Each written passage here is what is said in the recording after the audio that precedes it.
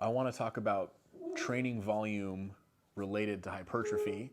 And this is my own anecdotal experience. This isn't about what the current research says on it. This is how I train my own body and how I train other people, whether that be one-on-one training sessions or writing customized programming. I'm utilizing the same model for all of that training. And that model is called the internal strength model. So that's really functional range conditioning's approach to organizing and training specific physical qualities. And a brief summary would basically be, we have joint space. You could think of that as mobility, like how much external and internal rotation does my shoulder have? How much of that range of motion can I use? We can allocate training energy towards that. Connective tissue, load-bearing capacity, how fast that tissue can stiffen, how well it distributes load. Again, another quality that's trainable and something that's really important in our body. We have the muscles, which is really what I want to focus on here, but that's something that most people are familiar with training. We also have our nervous system's ability to orchestrate and control all those parts from an efficiency standpoint. Again, another thing that we can specifically improve with training.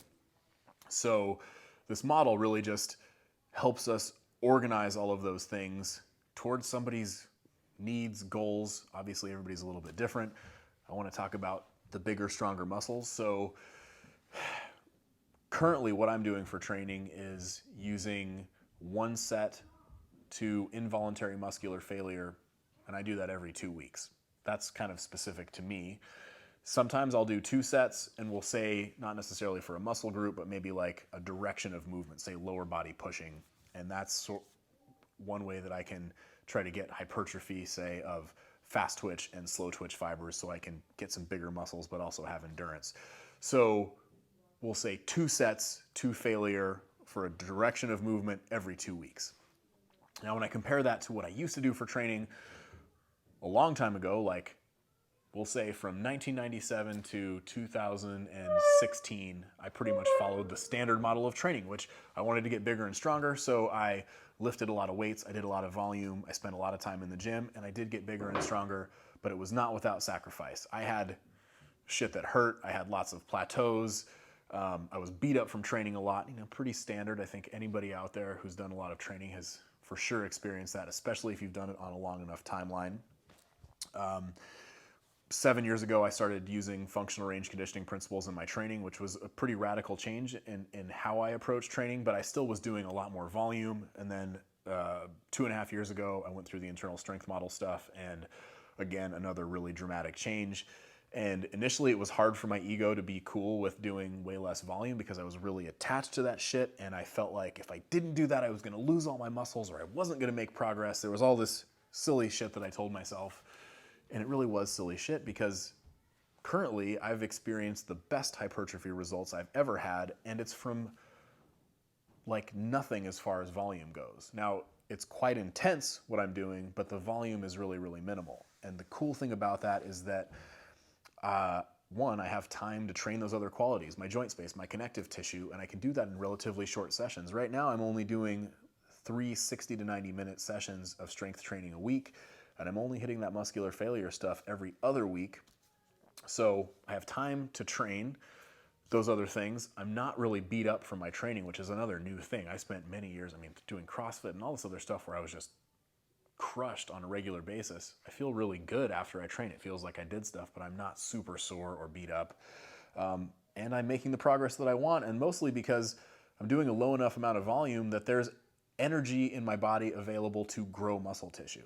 And I know for me, a long time, my goals were hampered just simply because I was accumulating so much muscular training volume and damage, and that stuff needs to be repaired. That's a huge priority for your body. If you create a bunch of muscular damage, your body wants to repair that shit. And if all of that energy is being consumed by repairing muscle damage, sometimes there's not enough to grow more tissue. And that's something that I mean, with a lot of people that I've worked with, they've encountered that as well. And it's a real thing. And this is a nice way where we can kind of eliminate that shitty aspect of training. So, when it comes to using this model, though, where we're trying to do really minimal volume and go to failure, it is quite challenging as far as like learning how to use that intensity, how to pick the right option that's going to get you to failure and involuntary failure, which is, it really is a skill. It's hard to find the right option, the right range of motion, the right weight to hit failure in a desired time. But with practice, it can totally be figured out by anybody. And this applies for really experienced people or people who are newer to training. You can utilize intensity like that. And if you're also, paying attention to joint range of motion, connective tissue, stuff like that, you can pick options that are appropriate for everybody. Granted, it takes some figuring out, but now that I have had a couple years to use this on lots of other people, I've had really great results across the board. And that's really why I wanted to share my anecdotal experience, because I don't really give a shit what all the research says. I'm much more interested in what works for my own training and what works for other people, because that's how I make my living. And I want to give people good results because I make a better living doing that. I don't make a good living by giving people shitty results. So I'm very interested in what works the best for everybody. And out of all the stuff that I've done over all these years of training, this is hands down the best option in my own reality, for whatever that's worth. So when it comes to this kind of training, I think, as I mentioned, like, the mental hurdle is huge, trying to get over that mental hurdle of taking away volume, but anybody can do it. If I can reduce my volume to this level, I think anybody can. And if this is something that you're interested in exploring, there's lots of options. Like, we could work together. I would love to work with you if you want to do some training, but also we have a monthly program that's available where we have 4 days a week dedicated to strength training that's following the internal strength model. That program also includes kin stretch classes and different intensities of conditioning. So it's sort of like a choose your own adventure based on your goals.